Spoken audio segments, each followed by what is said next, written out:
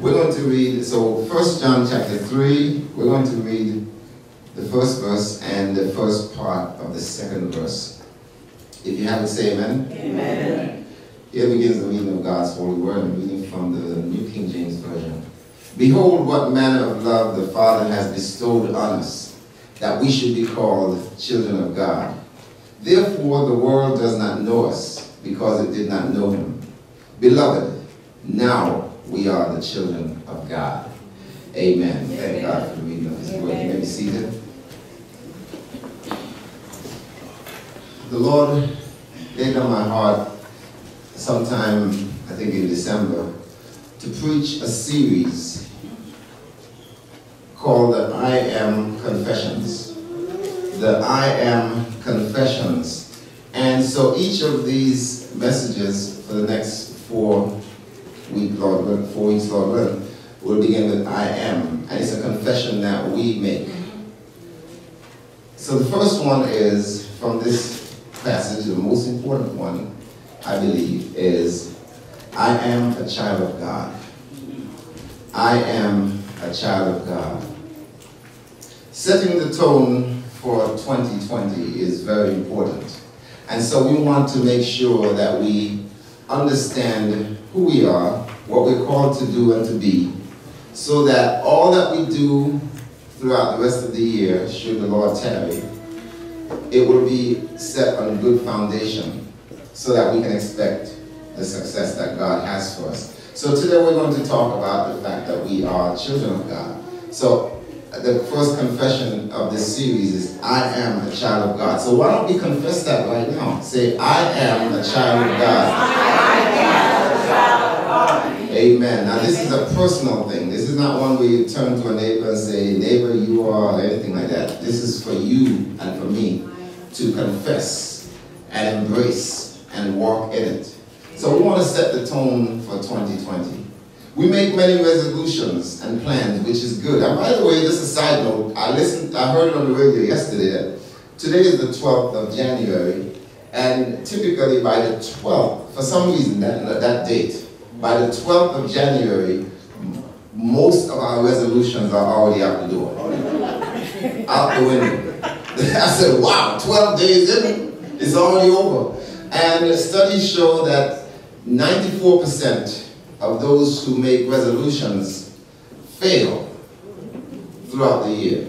94%. So that's not good. The statistics are not good. So perhaps if we would just set the tone in the beginning, maybe what we build upon it will be able to be successful.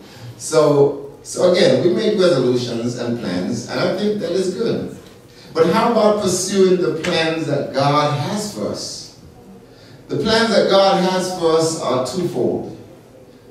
First, being, and secondly, achieving the success that he has for us. Being and achieving. That's all that truly matters. Being what God ordains that we should be, and achieving the success that he has mapped out, he has planned and purposed for our lives. Now, upon consideration of this, again, first things first, we must understand that we are, and embrace, we say it, but are we embracing the fact that we are children of God? And so that's why it's important to confess that and embrace it.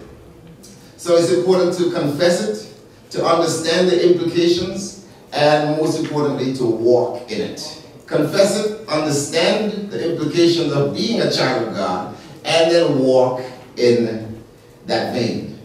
So, considerations in light of this truth. There are a couple of things I would like us to consider in light of this truth. Number one, I'm going to give you the first one, and the first one will have 2 parts, and then we'll do the second one. So because when I do first and then 2 parts, it's going to sound like I'm giving you 4 things, but it's really 2, but the first one has 2 parts to it. So in light of the fact that we're children of God, there are a few things that we need to consider in light of this truth. Number one, we must embrace this fact as a present reality. We must embrace this truth as a present reality. Notice what the elder says in verse 2. Beloved, what's the next word? You can look at your Bible, by the way. Beloved, verse 2. Now. That's telling us when we're talking about here. Beloved, what? Now, I think just about every version says that. Yeah. Beloved, now we are the children of God. Now. So we must embrace this truth as a present reality. It is not something wishful. It is not a fantasy, nor is it something to look forward to in the future, but it is actually a present reality. Now we are the children of God. And how should we embrace this as a present reality? Two ways. So again, we want to embrace this as a present reality now, not in the future, not when we get to heaven, not sometime after we walk with the Lord, but right now we are the children of God. And we must embrace this in a couple of ways. A, by the way we think of ourselves. We must embrace this as a present reality first by the way we think of ourselves. Proverbs chapter 23 verse 7 says, as a man thinks in his heart, so is he. So the way we think determines who we are and what we're going to be and what we're going to do and all those things. Our thinking will shape our actions. So it's important for us to think right concerning who we are as children of God and embrace that right now. Now the understanding of being a child in the natural means a lot of different things. To say one is a child can mean a lot of different things. It could mean they're the favorite child. It could mean they're a foster child. It could mean they're an adopted child, the first child, the middle child, the last child, the child of one's youth, the child of one's old age, the child born out of pain or out of joy, the child that was born when they said we couldn't have no children. All kinds of things are poured into that meaning when one says, I am a child. And based on the designation that we put behind what we mean when we say one is a child, one tends to be treated accordingly. If it's a first child, they have a certain treatment that they receive. If it's a middle child, they say middle children need a certain amount of attention, so they get a certain attention. If it's the last child, it means something. If it's a child of the old age, they might be a little more dear to you. All kinds of stuff is poured into that. Now the danger is to superimpose this reality of this human tendency upon or onto our perception of God. Let me say that again. The danger of knowing that we pour all kinds of meanings into what it means to be a child, like I said, foster child, first child, last child. The danger is to superimpose this reality of such human tendency onto our perception of God. So in other words, when we think of being children of God, we start thinking, well, I'm a man, so God loves me more than a woman child. Or, I'm black, so God might love me less than a white child that he has. All kinds of stuff. We start pouring these things because that's how we think as human beings. And so now we think human, we think carnal, and we start thinking God is treating his children or receiving or loving his children the same way we do. And a lot of us, we say, oh, we don't have any favorites, but God knows the truth. And our children know the truth. And see the way we treat certain ones, we're like, nah, that's the favorite. And so, so we tend to think that God has favorites too. That's true. Because we see how some are treated and we say, well, that must be a favorite of God. So it's dangerous for us to superimpose this understanding of how human beings treat their children and put that upon God and say that's how God treats his children. This affects how we think of ourselves if we think that way. But notice how the elder wrote. He said, beloved, now we are children of God. No qualifications. He didn't say some are the most gifted, some are the most anointed, some are the longest tenured, some are the hardest working, some are the biggest givers. No, we're all in the same category. We are all children of God. Categorization comes from human beings. That's a carnal way of thinking. And we, again, when we try to put that on God, that is not how God views us. We think that God might love us or receive us based on color, based on class, based on economic status, education, celebrity, and all that kind of stuff. But none of those things mean anything to God. They do not impress God. Who has more knowledge than God to worry about who's more knowledgeable or who's more educated. Who has more than God in terms of ownership of anything? He owns everything. The earth is the Lord and the fullness thereof. So what does God care if somebody's rich? What does that mean to God? Who has more celebrity than God? Even the earth declares the glory of the Lord, and the heavens and the earth. Everywhere look and see God. So we think that because we're celebrity would mean something to God more special than the person who's not a celebrity. That means nothing to God. So we should not superimpose that upon God. Now when we embrace that we are not loved or favored less than anyone else by God, that changes everything. When we embrace the fact that we are not loved any less, or we're not favored any less than anyone else, that changes everything. You see, there are some misconceptions that we must shatter today. We must understand that serving God does not cause God to love us any more than He already does. Let me say that again. Serving God does not cause God to love us any more than He already does. Worshiping God does not cause God to love us any more than He already does. Being anointed doesn't cause God to love us any more than, first of all, He gave us the anointing, so what is He going to be so impressed with the anointing so He would cause us to love us anymore when He gave it to us in the first place? Giving doesn't change the way God loves us. We have to understand that everything that we have came from God. 1 Corinthians 4 verse 7 says, what do you have that you did not receive? Why are you acting like I'm boasting like you did not receive it? We received everything from God, so nothing that we have impresses God so much that He's going to love us any more than He already does. Understand, we can love God more, but God can't love us any more than He already does. God doesn't have another measure of love to pour out upon us. God did not hold back His love. He who spared not His only begotten Son. Hallelujah. You got to understand that God loves us all equally the same. He did not send His Son for some of us. He sent His Son for the whole world. And that includes every one of us. And I know that some of us are going through some things. And we might think that God favors some versus some others. And I would be a liar if I didn't tell you the devil did not whisper that thing in my ear. That God must love and care for some more than He cares for you. Because of what you're going through, it means that God must have some favorites. I knew that that was the voice of Satan. That it didn't feel good when I was going through, and I'm going through, but I know that that is not the truth. God loves me just as much as He loves everyone else. God does not hold back His love. And I want you to know, no matter what you're going through, God loves you just the same as He loves everyone else. He doesn't favor someone over you. He doesn't gives to others more than He gives to you. It's just that He has a plan that we can't understand. We cannot comprehend it right now. And we may not comprehend it at all. You know, some things we hear in songs we got to understand. We got to measure up the scripture and say, is this what really the Word of God says? There's a song that says, farther along we'll know all about it. Farther along we'll understand why. But my question to you is, show me that in the Bible. Where does it say in the Bible, farther along we'll understand it? It does not say that. And it may not be that we'll understand ever in eternity. And you know what? It won't even matter. When I see Jesus, I don't think I'm going to care about all the things I care about right now. I'm not going to remember to ask a question that I said I was going to ask. Because I'm going to be looking at Jesus face to face.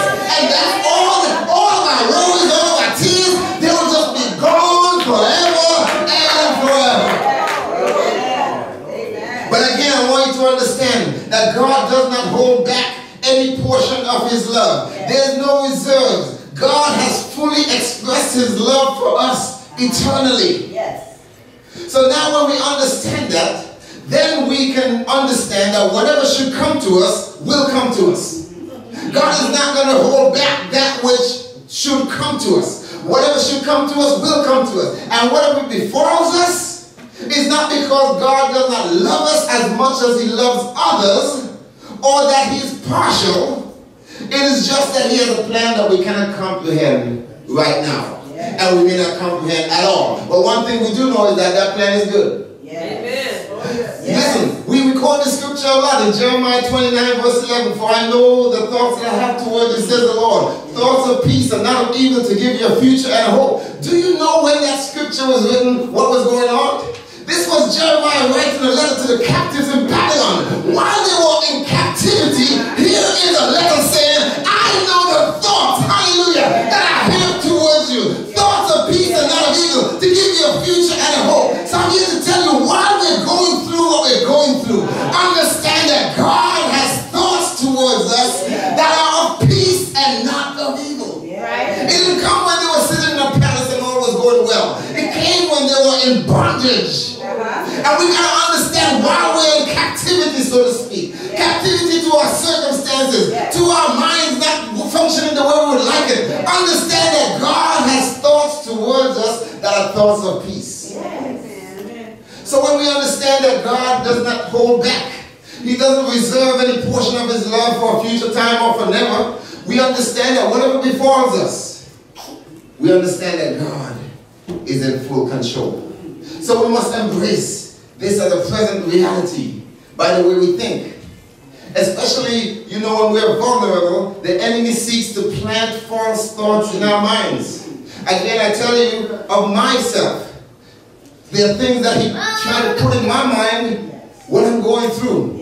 When I started to go, I didn't finish going through it, but when I started to go through, he started telling me some things. And I knew that could not be God.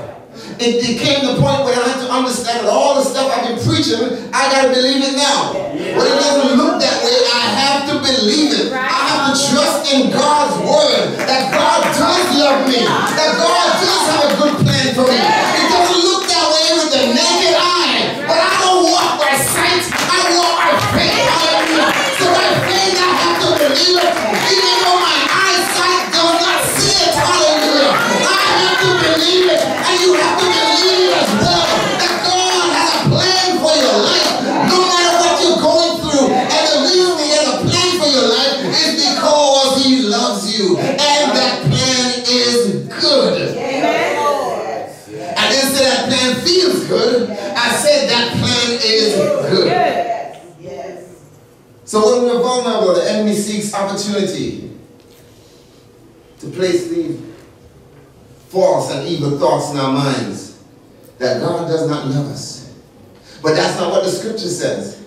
It says, beloved, now we are children of God. Right now, when we understand what it means to be a child of God, that we're equally children of God. That's the key. We are equally, you can look across the aisle, and I don't care how the next person looks. I don't care what they're wearing. I don't care how they smell. I don't care how much money they got in their pocket. God loves us equally the same. Hallelujah. And that gives me the confidence to know that I am special. And you should have that confidence to know that you are special. Amen. You are the pupil of His eye, the apple of His eyes. Hallelujah. So as we talk about embracing this as a present day reality, we must do so, firstly, by the way we think of ourselves. Because some of us have low self-esteem. We do not think too highly of ourselves because we think even God doesn't think highly of us. Furthest from the truth. Secondly, we embrace the fact that we're children of God as a present day reality also by the way we walk. By the way we walk. Listen to what it says. Behold, what manner of love the Father has bestowed on us, that we should be called children of God.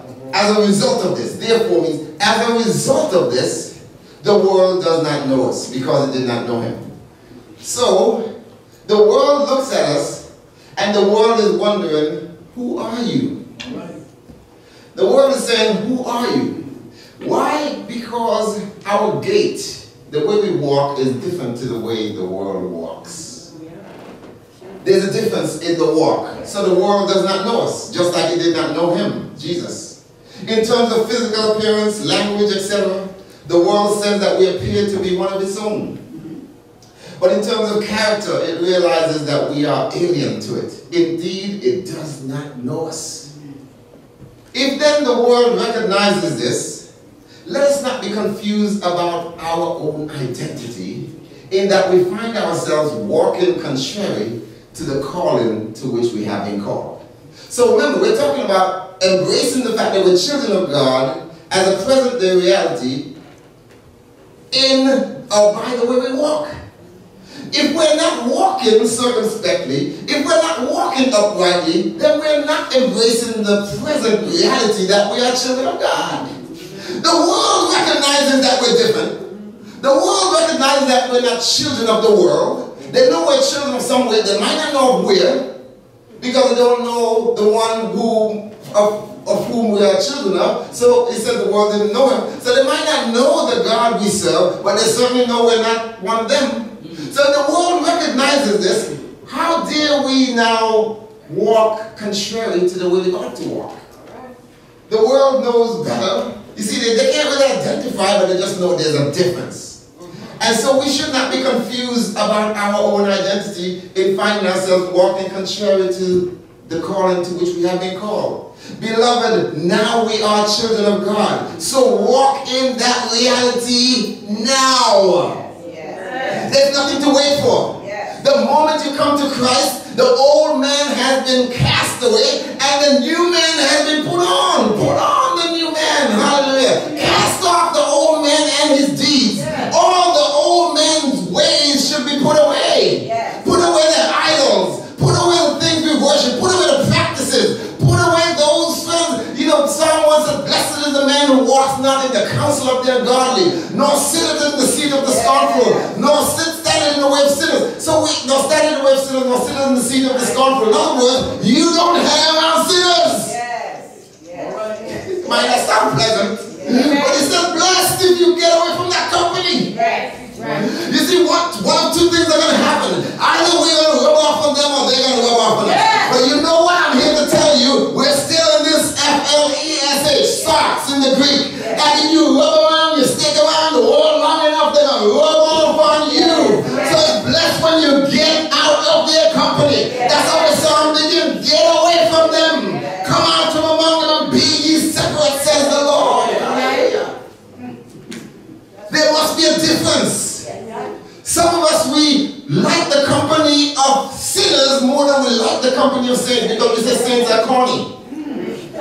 What does that mean? Because they talk about the Lord, they're corny? Well, I prefer to be corny and on my way to heaven and please God, I guess. That'd be cool. I've been trapped in the snare of the devil. So if the world recognizes this, let us not be confused about our own identity. Beloved, now we are children of God, so walk in that reality right now. Listen to what verse 3 says. We didn't read it. It says that everyone who has this hope in him purifies himself just as he is pure. Purifies. You stop the deeds of the old man. Purify yourself. Now I know it says it has not yet been revealed in verse 2 what we shall be, but we know that when we see him we shall be like him, for we shall see him as he is. And it says, and everyone who has this hope. So it might sound like it's only if you have the hope of being like him when you see him, but no, it also includes the fact that because we are children of God right now, we must purify ourselves right now. Because if we have to be children of God first before we can see him and be like him. So this precludes and ensures that we're going to be like him ultimately. So this is a part of the reason why we are to purify ourselves just as he's pure, because we are children of God right now. So both then and now we see that the children of God have been admonished to know their identity and to walk in a manner that is befitting as children of God right now. Throughout the Bible we see that. Throughout the New Testament we see it. We are being admonished that we should walk worthy of that calling to which we have been called. We see this in other places. One that I want to read is in 2 Corinthians chapter 6. I alluded to it just a while ago, beginning at verse 14. He says, do not be unequally yoked together with unbelievers. For what fellowship has righteousness with lawlessness? And what communion has light with darkness? And what accord has Christ with Belial? Or what part has a believer with an unbeliever? And what agreement has the temple of God with idols? For you are the temple of the living God, as God has said, I will dwell in them and walk among them. I will be their God, and they shall be my people. Therefore, come out from among them and be separate, says the Lord. Do not touch that, what is unclean, and I will receive you. I will be a father to you, And you shall be my sons and daughters, says the Lord. Listen to this. You shall be my what? Sons and daughters. Isn't that what we're talking about here? I am a child of God. You shall be my sons and daughters. And as my sons and daughters, you need to not be unequally yoked with unbelievers. You need to come out from among them. You need to do these things as my children. And in verse 1, chapter 7 says, therefore, so in light of all of this, therefore, having these promises, beloved, let us cleanse ourselves from all filthiness of the flesh and spirit, perfecting holiness in the fear of God. That's what the people, the children of God, ought to do. They need to purify themselves, perfect holiness in the fear of God, cleanse themselves, cleanse ourselves. Yes. Let us cease to act like unregenerate men and women, boys and girls, because to do so would indicate that we are not being true to our identity. 1 Corinthians 3 verse 3 says, for you are still carnal. For where there is envy, strife, and division among you, are you not carnal and behaving like mere men? In other words, the way you're acting like mere men. We are not mere men and women. We are children of God. And we need to cease acting like mere men. We used to act like mere men, but that way of acting needs to cease once we become children of God. And beloved, right now, not in the future, right now we are children of God, and we need to begin to act like it. Stop the division, stop the backbiting, stop all that stuff. It needs to cease right now. Some of us have been walking with the Lord for so long, and we dare not step on a toenail, because that toe is coming right back at you. It's coming in the area, and kicking you behind because you stepped on my toenail. Where is that stuff coming from? Hallelujah. That is the way of the world. We need to cease acting like mere men. Where is the forgiveness? Where is the grace? Where is the love? Where is it? We are children of God. Let us act like it. Hallelujah. Hallelujah. I tell you, as a pastor, I gotta walk on eggshells sometimes. You think that I'm high and mighty and some Lord? I'm not every kind of Lord. I tell you, if I step on the wrong toe, it's over for me. Just like it's over for you. We should not be made to feel that way. We are children of God. We need to stop acting like mere men. I'm gonna tell the truth. Hallelujah. I'm gonna speak it in love. I'm speaking because I love you. Let us act like children of God. It's about time we get it together. Amen. Didn't plan to say all that, but it came in my spirit, and I'm not gonna hold it back. Stop acting like mere men. That's the problem. We think we're just, I was born in St. Kitts. I was this, I'm this year old, and I'm this, I'm 6 foot tall, and I'm black, and I'm all kinds of stuff. You are acting like a mere man. Yes. In the spirit, I have no color. In the spirit, I wasn't born anywhere, but verily, verily, I say unto you, you must be born again. So where I was born doesn't matter anymore. I was born of the spirit. That which is of the flesh is flesh. That which is of the spirit is spirit. Hallelujah, I was born of the spirit. I need to act like it. And stop acting like mere men.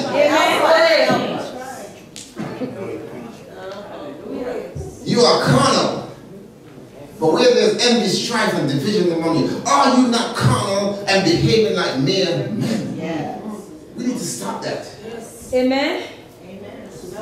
Thank you for that. Amen. I needed that because I'm human.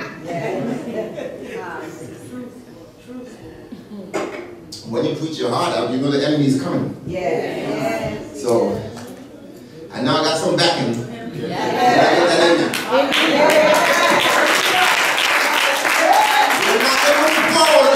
Unless we get it together. Can't work together. Where's all that stuff coming from? I'm of Paul, I'm of Apollos, I'm of Cephas. Who is Cephas? Who is Paul? Who is Apollos? Christ died for all of us. I am of Christ. Hallelujah. Oh, yes. That's it. And if you are of Christ, then we're one and the same. Amen. So why is there any division? Hallelujah. Hallelujah. So the second implication of the fact that we're children of God is that, I mean, we kind of touched on this already, hard, but we were born of love, therefore we should love. So the first one was we must embrace it as a present reality, and I talked about those two things, by the way we think and the way we walk. And the second implication of the fact that we're children of God is we were born of love, therefore we should love. Put number 2 up there, please. We were born of love, therefore we should love. Listen to how it begins. I'm back at the top now. It says, behold, what manner of love the Father has bestowed on us that we should be called children of God. Behold, what manner of love the Father has bestowed on us that we should be called children of God. Behold, what manner of love. In other words, we did nothing to obtain the right to become children of God.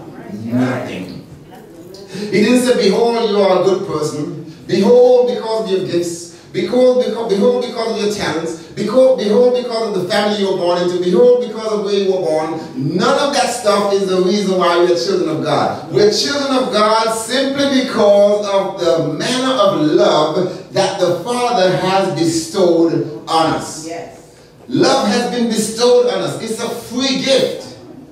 Behold, what manner of love. Not only because we did not earn it, but because we also did not deserve it. Behold, what manner of love, not just because we did not earn it, because we certainly didn't, but also because we did not deserve it. We know this. Because it was while we were sinners that Christ died for us. While we were sinners, not because we were holy and just and all those things, but because while we were sinners, He died for us. But do we understand that just as we were born out of love, we ought to also love? The elder continues that same thought. If you flip over, if you still have your Bibles open to 1 John chapter 3, but go to chapter 4, listen to this. I want to read these verses. Begin at verse 7. Beloved again. So we understand, behold what manner of love the Father has bestowed upon us that we should be called children of God. Now we go to chapter 4, verse 7. Beloved, let us love one another, for love is of God, and everyone who loves is born of God and knows God. Are you getting this? We were born out of love, therefore we're supposed to love. Amen. And the only way listen, if we don't love, we're not born of God. Oh, Curl, how can you say that? Curl didn't say it, Curl just read it. I ain't putting no words around here. I'm not going to say pastor. I'm saying Curl did not say it, Curl read it. Let's read it again. Read. Beloved, let us love one another, for love is of God. And everyone who loves is born of God and knows God. So those who do not love are not born of God and they don't even know who God is. Yeah. Curl, how can you say that? Curl did not say it, Curl read it. You got to make sure you read tell people open their Bibles because they're going to say, he said this. Listen, I've had people really get mad at me for simply saying what the Bible said. Oh my God. You think I'm making this stuff up? I am not making it up. I've had people leave Agape Fellowship Christian Center where we love the fellowship and we fellowship in love simply because Curl, Oral, Hazel read it and preached from the Word of God. I showed them where it was and they say, I'm out of here. If you're going to preach that kind of message. I was in a church in New York one time when I was in seminary doing one of my rotations, and after I preached a message, I think it was from talking about we have this treasure in earthen vessels and some other thing that I was preaching. And at the end, the keyboard player, the minister of music, said to another guy, he said, you see the kind of messages he's preaching in here? I used the Bible, and I wasn't making, I know you can read the scripture and say all kinds of stuff, but I was simply saying what the word says.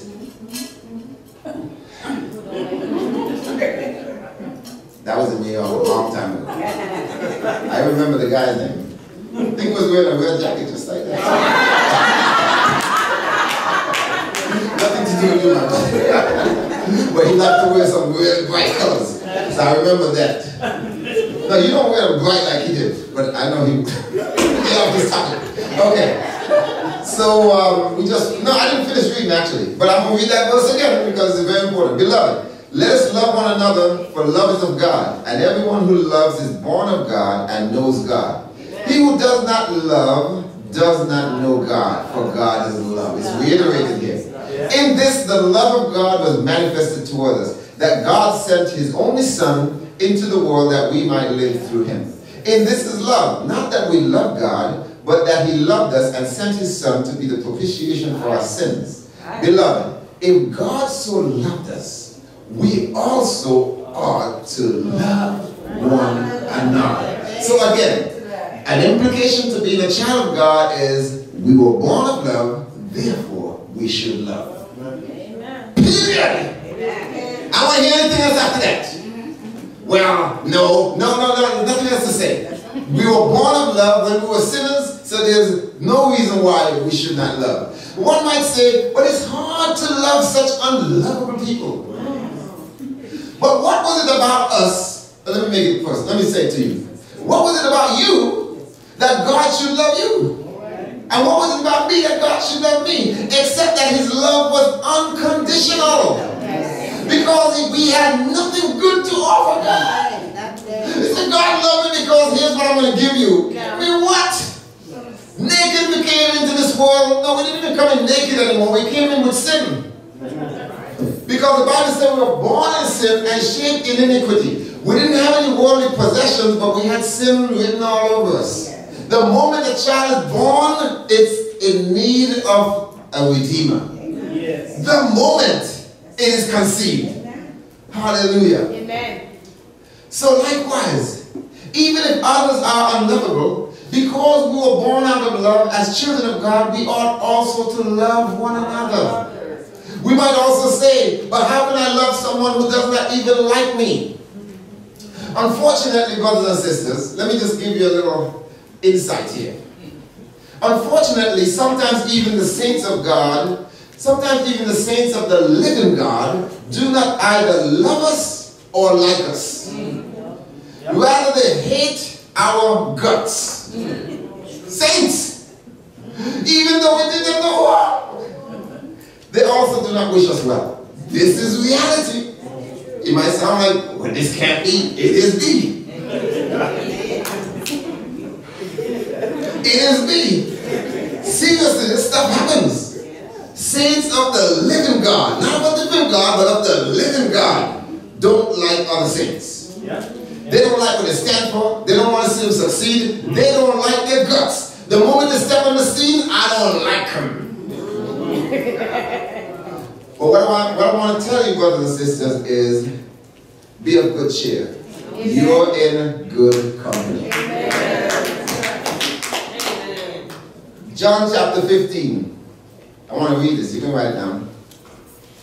Starting at verse 3. Well, if you go back up to verse 18, it talks about if the world hates you, you know it hated me before it hated you. I'm going to read the whole thing. Starting at verse 18. If the world hates you, you know it hated me before it hated you. If you are of the world would love its own. Yet because you are not of the world, but I chose you out of the world, therefore the world hates you. Remember the word that I said to you? So here we go. A servant is not greater than his Lord. So you're saying they hate you? Join the club. A servant is not greater than his Lord, than his master. If they persecuted me, they will also persecute you. If they kept my word, they will keep yours also. But all these things they will do to you for my name's sake, because they do not know him who sent me. If I had not come and spoken to them, they would not have had any sin. But now they have no excuse for their sin. He who hates me hates my Father also. And if I had not done among them the works which no one else did, they would have no sin. But now they have seen and also hated both me and my Father. You worried about me hated? They hate Jesus and his Father. But this happened that the word might be fulfilled, which was written in their law. They hated me without a cause. So yeah, there we go. You said they hate you, but listen, they hate Jesus without a cause. So they don't have any cause to hate you, and you're worried about them hating you? That's what they did to Jesus. So Jesus is saying, basically, marvel not that the world hates you, but I marvel that saints hate me. And we should marvel that saints hate each other. The world is one thing, but the people of God, the children of God who are born out of love and should love, should not hate one another. But where there's envy and strife and don't want to talk to each other, I got a sneaky suspicion we don't like some of each other. Yes.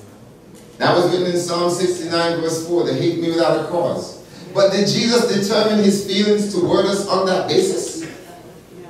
Thank God he didn't, or we would not be called the children of God today, or ever. He yet loved us with an everlasting love. And since we are now children of God, we ought also to love even our enemies. I got to read another portion of scripture. In Matthew chapter 5, the Sermon on the Mount, beginning at verse 43, he said, you have heard that it was said you should love your neighbor and hate your enemies. But I say to you, love your enemies, bless those who curse you, do good to those who hate you, and pray for those who spitefully use you and persecute you, that you may be sons of your Father in heaven. Isn't that what we're talking about here today? That we are children of God. We confessed it. I am a child of God. So if we are children of God, we are supposed to love our enemies. He said that you may. So in other words, if you don't, you are not. Amen. Carl, how could you say that? Carl didn't say it, Carl read it. Yes, Lord. That you may. That means you got to do this so that you may be a child of God. If you're not loving, you're not. You know, Jesus did not. You see this kind of politically correct nonsense that they're preaching nowadays? Jesus don't know anything about that.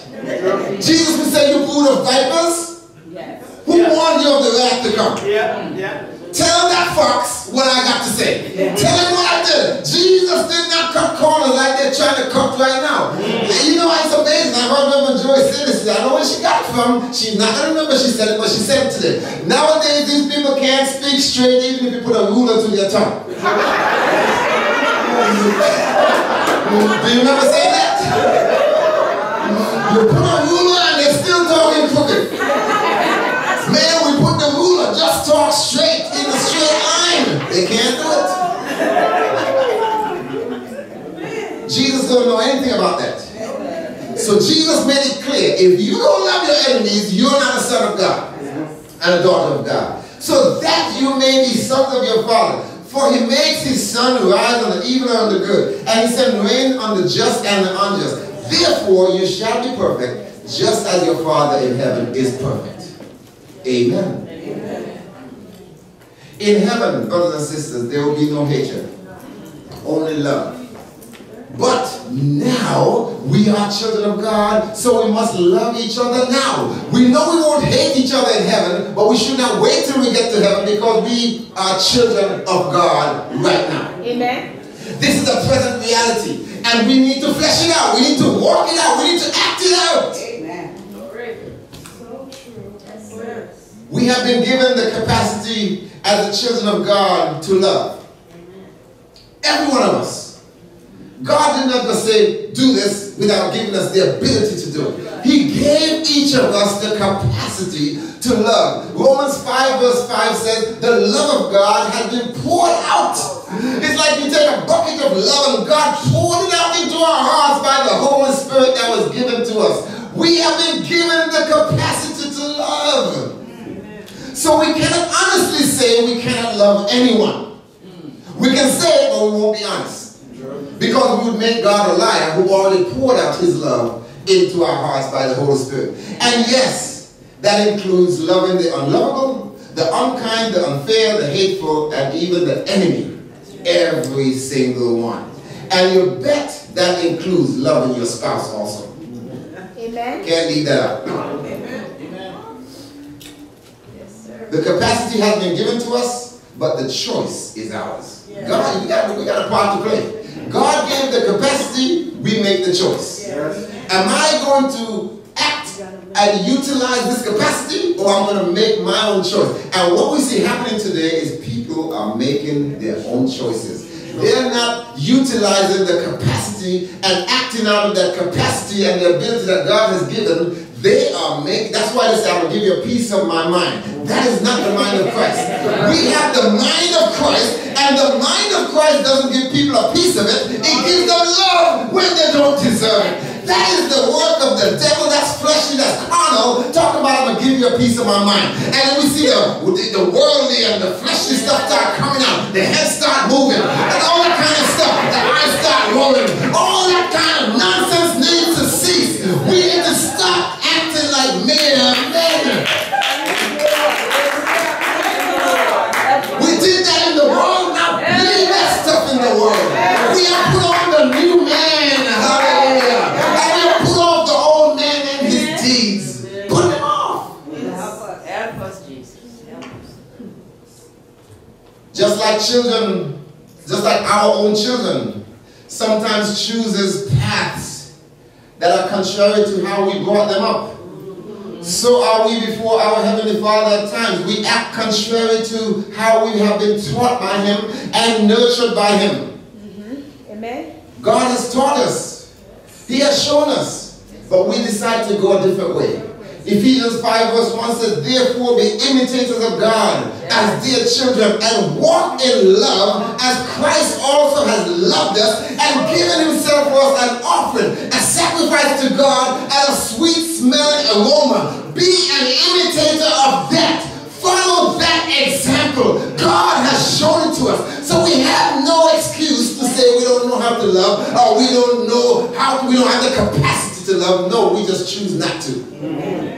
Because Christ has set the example. When we act contrary to that way, it's on us. One last scripture I'm going to read in Ephesians chapter 4, 17 to 21. It says, this I say, therefore, and testify in the Lord, that you should no longer walk as the rest of the Gentiles walk. That's what I've been saying all along. In the futility of their mind, having their understanding darkened, being alienated from the life of God, because of the ignorance that is in them, because of the blindness of their heart, who being past feeling, have given themselves over to lewdness, to work all uncleanness with greediness. Listen to this. But you have not so learned Christ. Christ didn't teach you that.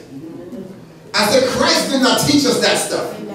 You have not so learned Christ, if indeed, now here we go, Paul is getting radical now, if, because we claim a lot of stuff, if indeed you have heard him and have been taught by him as the truth is in Jesus. So if we say we were taught by Christ and we have heard from him, we shouldn't be acting the way we're acting.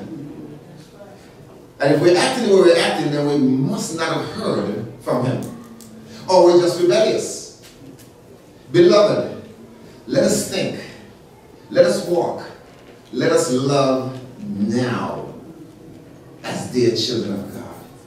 That's the essence of this message. As children of God, we have confessed it. Say it again. I am a child of God. I am a child of God. So as a child of God, beloved, let us think. Let us walk. And let us love now. We're going to do it in heaven. But he didn't say, beloved, in heaven you'll be children of God. He said, beloved, now you are children of God. Act like it right now. Amen. Love leads to service. So next time, our second confession is, I am a servant of God. But for now, let's meditate on the fact that we are children of God, and as such, we're going to think, we're going to walk, and we're going to love as children of God right now.